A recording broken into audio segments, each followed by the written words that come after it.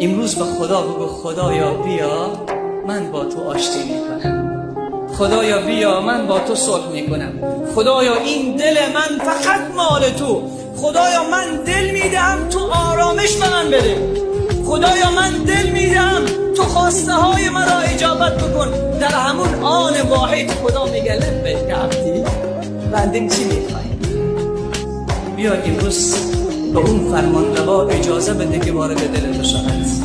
چون بسیار کسان زر و زور دارند، بسیار کسان تمام اسباب رفاه و آسایشی دارند ولی از آرامش دل خبر نیست، چون ارتباطشان با پروردگارشان خراب است،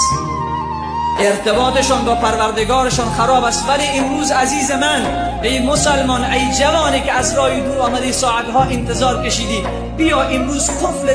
دل خود را باز کن، دریچه دل خود را باز کن و پروردگار